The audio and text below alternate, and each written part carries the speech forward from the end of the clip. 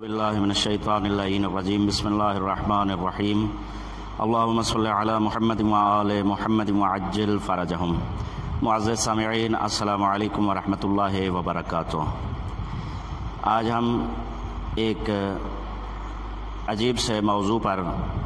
Video آپ کی خدمت میں لے کر حاضر ہوئے ہیں۔ سچ بات یہ ہے کہ انسان کو سچ بولنا چاہیے، مرنا ہے، قبر میں جانا ہے۔ اور یہ ویڈیو عجیب اس لیے ہے کہ آج میں آپ کی خدمت میں شیعوں میں پائی جانے والی برائیاں اور عیب بیان کرنا چاہتا ہوں۔ آپ کو پتہ ہے کہ گھر کے عیب اور برائیاں کوئی بیان نہیں کرتا، لیکن اگر حوصلہ ہو تو ویڈیو کو آخر تک ضرور دیکھیے گا۔ میں نے بہت سوچا کہ آخر وجہ کیا ہے، دنیا شیعوں کے در پہ کیوں ہے،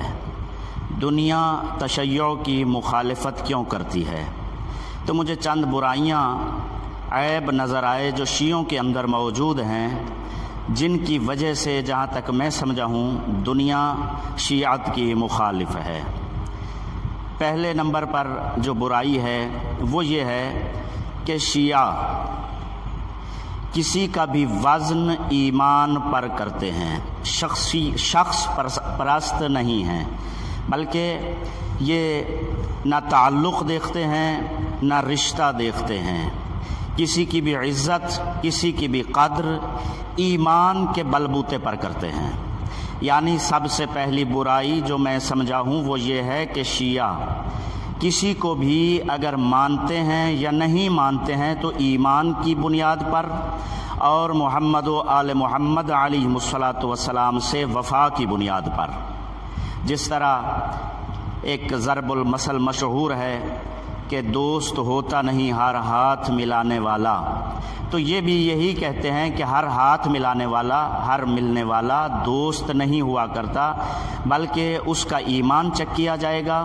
اور محمد و آل محمد علیہ الصلوۃ والسلام سے وفاداری چیک کی جائے گی۔ کسی کے اندر تھوڑی سی بھی محمد و آل محمد علیہ الصلوۃ والسلام سے بے وفائی پائی جائے تو یہ اس سے بیزار ہو جاتے ہیں، اس سے دور ہو جاتے ہیں، اس کو نہیں مانتے ہیں، اب چاہے وہ کوئی بھی ہو۔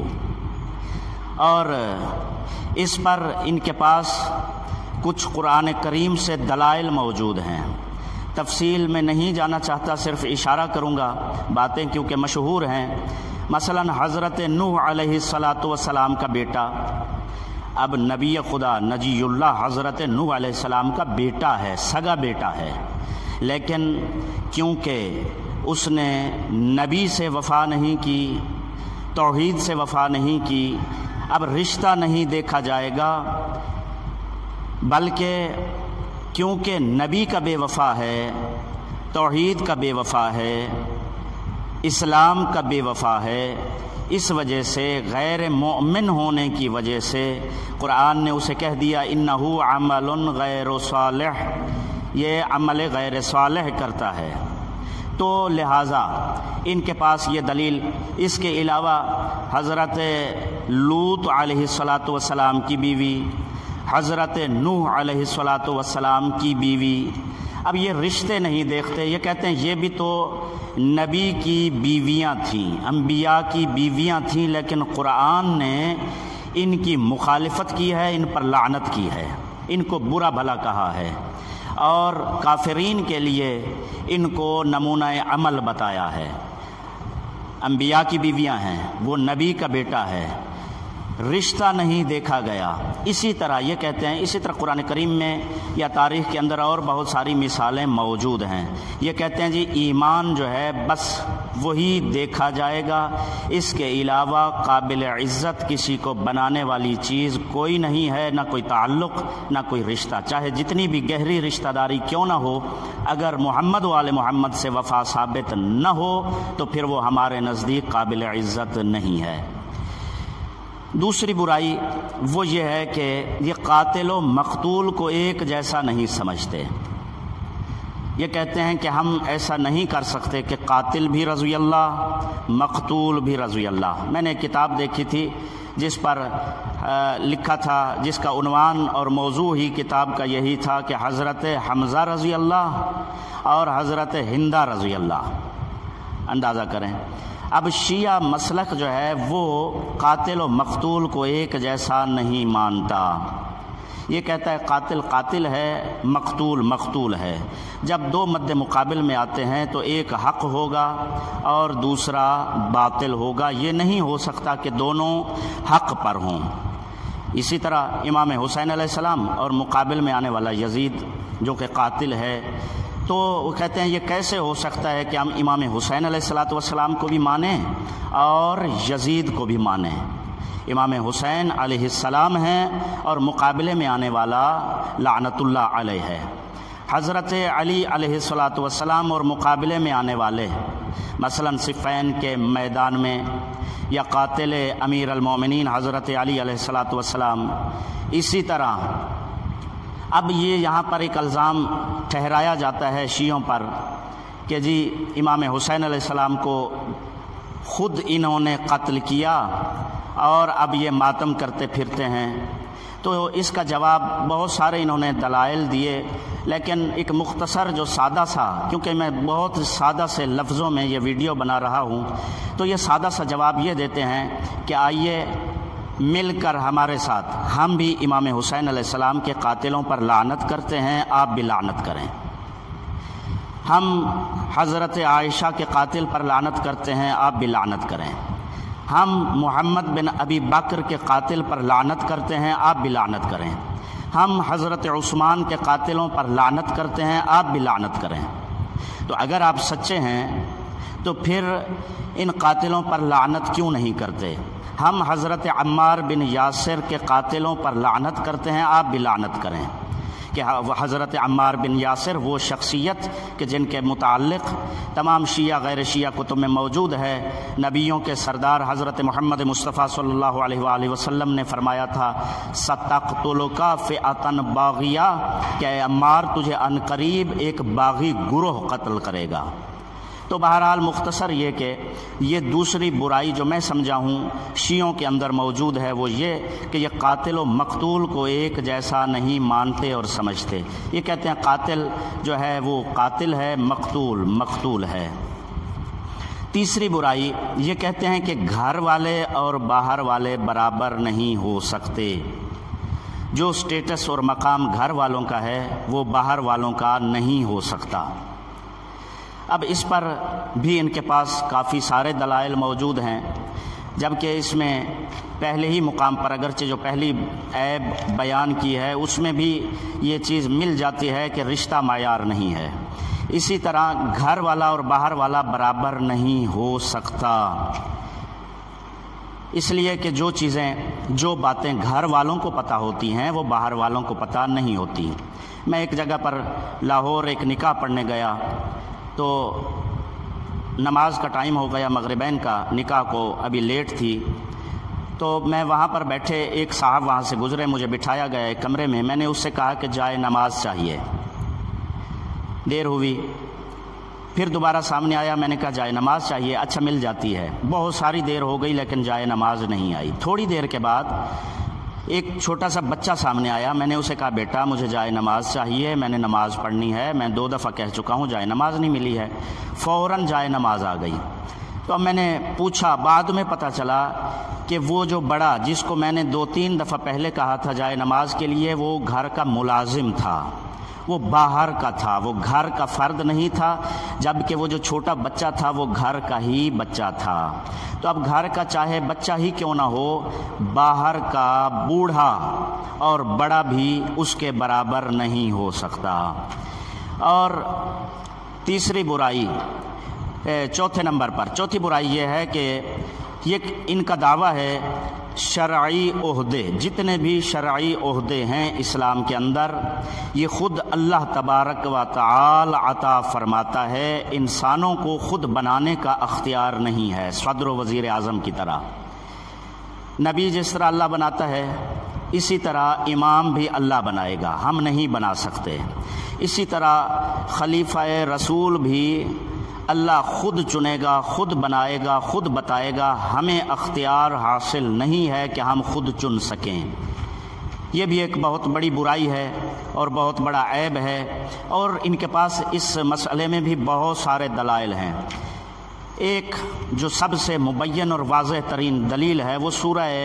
مبارکہ نور کی آیہ مجیدہ وعد اللہ الذین آمنوا وعملوا الصالحات لیستخلفنہم فی الارض، کہ وعدہ ہے اللہ رب العزت کا صاحبان ایمان سے اور صاحبان عمل صالح سے کہ وہ ان میں سے خلیفہ بنائے گا، کما استخلف الذین من قبلہم، جس طرح میں اللہ نے پہلے خلیفے بنائے تھے۔ تو اب اللہ واضح لفظوں میں بیان فرما رہا ہے کہ خلیفہ بنانا میرا کام ہے۔ تو جب نائب و جانشین جس طرح خود نبی کو ہم نہیں بنا سکتے، اسی طرح وارث نبی امام کو اور اس کے خلیفہ و جانشین کو بھی ہم خود نہیں بنا سکتے، اس پر ہمارا کوئی اختیار نہیں ہے، ہم نے بس بنانا اللہ نے ہے، ہم نے صرف ماننا ہے۔ اس کے بعد 5ویں نمبر پر یہ ہے کہ آل محمد علیہ الصلاۃ والسلام کے دکھ درد کو اپنے دکھ درد پر فوقیت دیتے ہیں، زیادہ اہمیت دیتے ہیں، اور یہ کہتے ہیں کہ اللہ ہمیں کوئی بھی خوشی نہ دے، بس ہمیشہ آل محمد علیہ الصلاۃ والسلام کا غم عطا فرمائے، ہم ہمیشہ آل محمد کے غم میں غمگین رہیں، اور جب تک یہ غم آل محمد میں آنسو نہ بہائیں، غم آل محمد میں ماتم نہ کریں، غم آل محمد میں زنجیر زنی نہ کریں، یعنی غم کی کوئی بھی شکل آل محمد علیہ الصلاۃ والسلام کے مصائب پر، آل محمد علیہ الصلاۃ والسلام پر ہونے والے مظالم پر کسی بھی شکل میں غم نہ منا لیں، اس وقت تک انہیں چین نہیں ملتا، اور یہ کہتے ہیں کہ بس ہمیں آل محمد کا غم چاہیے، اور بہت ہی زیادہ خوشی کے ساتھ آل محمد کا غم مناتے ہیں۔ اس کے بعد 6 نمبر پر یہ ہے کہ آل محمد علیہ الصلاۃ والسلام پر ہونے والے مظالم کو یہ 14 صدیوں سے بھلا نہیں پا رہے۔ واقعہ ہوتا ہے، ہفتے، مہینے، چند سال، پھر بھول جاتے ہیں، لیکن یہ آل محمد علیہ الصلاۃ والسلام پر جتنے مظالم ہوئے، مثلا کربلا کے میدان میں جو ظلم ہوا، یا باقی جتنے بھی مظالم ہوئے، حضرت علی علیہ الصلاۃ والسلام کی شہادت ہوئی، جناب سیدہ کونین سلام اللہ علیہ پر مظالم ہوئے، مولا حسن مجتبیٰ علیہ الصلاۃ والسلام پر ظلم ہوئے، یا باقی ائمہ آل محمد علیہ الصلاۃ والسلام پر ظلم ہوئے، تو یہ انہیں 1400 سال سے بھول نہیں پا رہے۔ اس کے بعد 7ویں نمبر پر جو عیب اور برائی ہے وہ یہ ہے کہ یہ مظلوم رہنا پسند کرتے ہیں، ظلم کو ناپسند کرتے ہیں۔ ان کو بسوں سے، گاڑیوں سے شناختی کارڈ دیکھ دیکھ کر، شناخت کر کر کے گاڑیوں سے اتار کر شہید کیا گیا، مجالس کے اندر، ان کی مساجد کے اندر بم دھماکے کیے گئے، ان کی پشتوں سے کپڑے ہٹا ہٹا کر زنجیر کے نشان دیکھ دیکھ کر شہید کیا گیا، لیکن انہوں نے سوائے احتجاج کے، جو کہ بنیادی حق ہوتا ہے ہر مظلوم کا، اور کوئی اقدام نہیں اٹھایا، اس لیے کہ یہ دلیل میں کہتے ہیں کہ حضرت علی علیہ الصلاۃ والسلام پر ظلم ہوا، امام حسین علیہ السلام پر ظلم ہوا، امام حسن مجتبیٰ علیہ الصلاۃ والسلام پر ظلم ہوا، باقی معصومین آل محمد علیہ الصلاۃ والسلام پر ظلم ہوئے، لیکن انہوں نے بدلے میں اس قسم کے کوئی دفاع کیا ہے، لیکن اقدام کوئی نہیں کیا، اس لیے کہ منتقم اللہ کی جانب سے ہمارے آخری امام حضرت مہدی عجل اللہ تعالی فرجہ الشریف ہیں، وہ آ کر ہر مظلوم کا بدلہ لیں گے، اور اس پر آیات بھی ان کے پاس موجود ہیں۔ 8ویں نمبر پر جو ان کے اندر عیب پایا جاتا ہے وہ ہے کہ حضرت صلی اللہ علیہ وآلہ وسلم کہ خلفاء و جانشین کو یہ معصوم مانتے ہیں، کہ نبی کونین صلی اللہ علیہ وآلہ وسلم کا جو نائب ہوگا وہ بن سکتا ہے جو معصوم عن الخطا ہو، اس سے کوئی عیب، کوئی غلطی سرزد نہ ہو، اس لیے کہ یہ کہتے ہیں کہ جب نبی معصوم ہیں تو اس کا نائب کیسے ہو سکتا ہے کہ وہ غیر معصوم ہو، کیونکہ نائب نے وہی کام کرنا ہوتا ہے جو منیب کا ہوتا ہے، نبی کا کام قرآن کریم بھرا پڑا ہے، والذی ارسل رسولہ والذی بعث فی الامیین رسولا منہم یتلو علیہم آیاتہ ویزکیہم ویعلمہم الکتاب والحکمہ وان کانوا من قبل لفی ضلال مبین۔ اس کے علاوہ اور آیات مبارکات کے اندر نبی کے فرائض بتائے گئے۔ اب اسی نبی کے فرائض کو آخر تک پہنچانا اور ان کی حفاظت کرنا، قرآن کی حفاظت کرنا بعد از نبی، کیونکہ خاتم الانبیاء صلی اللہ علیہ وآلہ وسلم کے بعد آپ ختم نبوت رکھتے ہیں، کوئی نبی نہیں ہے، تو لہٰذا اس نظام کو قیامت تک باقی رکھنے کے لیے امامت کا سلسلہ ہے، خلافت کا سلسلہ ہے۔ تو اب کیونکہ انہوں نے دین جیسی معصوم چیز کو محفوظ رکھنا ہے، اگر خدا نخواستہ خود غلطیاں کرنے والے ہوں گے تو امت کو غلطیوں سے کیسے پاک کریں گے؟ جو رہبر و رہنما ہے اس کو بالکل معصوم اور پاک ہونا چاہیے، اس لیے کہ اگر ہمارے حکمران کرپٹ ہوں گے تو وہ معاشرے کو کرپشن سے کیسے پاک کر سکتے ہیں؟ تو ان کے پاس اس پر بہت سارے دلائل موجود ہیں، کیونکہ تفصیلی ویڈیو نہیں ہے اور بالکل سادہ سی ویڈیو بنانی مقصود ہے، اس لیے ہم بالکل مختصر جو ہے وہ پوائنٹ آپ کی خدمت میں عرض کر رہے ہیں۔ اب یہاں پر ان پر اعتراض کیا جاتا ہے کہ عصمت تو خاصہ نبوت ہے، غیر نبی کیسے معصوم ہو سکتا ہے؟ تو یہ جواب میں یہ دلیل پیش کرتے ہیں کہ اللہ نے قرآن میں فرمایا یا مریم ان اللہ اصطفاک وطہرک واصطفاک علی نساء العالمین۔ آپ جانتے ہیں کہ حضرت مریم سلام اللہ علیہا غیر نبی ہیں، لیکن اس کے باوجود نص قرآن کے مطابق وہ معصومہ ہیں۔ اس موضوع پر ہماری علیحدہ سے ویڈیو موجود ہے ہمارے چینل پر کہ جناب علی علیہ الصلاۃ والسلام اور جناب فاطمہ الزہرا سلام اللہ علیہا گناہوں سے انبیاء کی طرح پاک ہیں، اس میں تفصیل کے لیے مراجعہ کیا جا سکتا ہے۔ تو جب بی بی مریم سلام اللہ علیہا غیر نبی ہو کر معصومہ ہیں تو اس سے پتہ چل جاتا ہے کہ عصمت خاصہ نبوت نہیں ہے، بلکہ اللہ جسے کوئی عہدہ عطا فرماتا ہے تو اسے گناہوں سے پاک فرماتا ہے۔ اس کے بعد 9 نمبر پر کہ نبی کو جس طرح باقی سارے فرق اسلامیہ ان پڑھ مانتے ہیں، مکتب تشیع یہ نبی صلی اللہ علیہ وآلہ وسلم کو ان پڑھ نہیں مانتے۔ باقیوں نے امی کا معنی ان پڑھ کیا اور یہ دلیل پیش کرتے ہیں کہ یہ جو امی ہے، امی ام القریٰ سے ہے، یعنی مکہ کو کیونکہ ام القریٰ کہا جاتا ہے، یعنی زمینوں کی ماں، کیونکہ سرکار کا تعلق وہاں سے ہے، مکہ سے، اس وجہ سے سرکار کو امی کہا گیا۔ اور سرکار ان پڑھ نہیں ہو سکتے۔ سادہ سی مثال اور سادہ سی دلیل یہ دیتے ہیں کہ جو پڑھانے والا ٹیچر ہے، اگر وہی ان پڑھ ہے تو اس نے پڑھانا کیا ہے؟ جبکہ قرآن کریم کی جو پہلی وحی ہے اس کے اندر بھی اللہ نے فرمایا بسم اللہ الرحمن الرحیم اقرأ بسم ربک الذی خلق، اقرأ پڑھ، اے حبیب پڑھ۔ تو اب جس پر پہلی وحی کے اندر ہی اللہ تعلیم و تعلم اور پڑھنے کی بات کر رہا ہو، اور جو نبی امت کو پڑھانے کے لیے تشریف لایا ہو، جو کتاب لے کر آیا ہو، حضرت عیسیٰ علیہ الصلاۃ والسلام جب ماں کی گودی میں بولے تھے، پہلا کلام فرمایا، آپ تفصیل جانتے ہیں، تو اس وقت فرمایا کہ انی عبداللہ، میں اللہ کا بندہ ہوں اور اللہ کی جانب سے کتاب لے کر آیا ہوں اور نبی بنا کر بھیجا گیا ہوں، یعنی کتاب۔ اب خود سمجھ سکتے ہیں کہ جو بھی کتاب لے کر آتا ہے وہ صاحب کتاب جو ہے وہ ان پڑھ کیسے ہو سکتا ہے؟ کتاب پڑھانے والا نبی کے لیے قرآن میں فرمایا کہ یعلمہم الکتاب والحکمہ، کہ نبی کو میں نے اس لیے مبعوث فرمایا تاکہ یہ تمہیں یعنی امت کو کتاب کی اور حکمت کی تعلیم دے۔ اب تعلیم دینے والا خود بے علم اور ان پڑھ نعوذ باللہ کیسے ہو سکتا ہے؟ تو سامعین محترم، اور بھی اس کے علاوہ کچھ برائیاں اور عیب تھیں، لیکن ویڈیو کو مختصر رکھنے کے لیے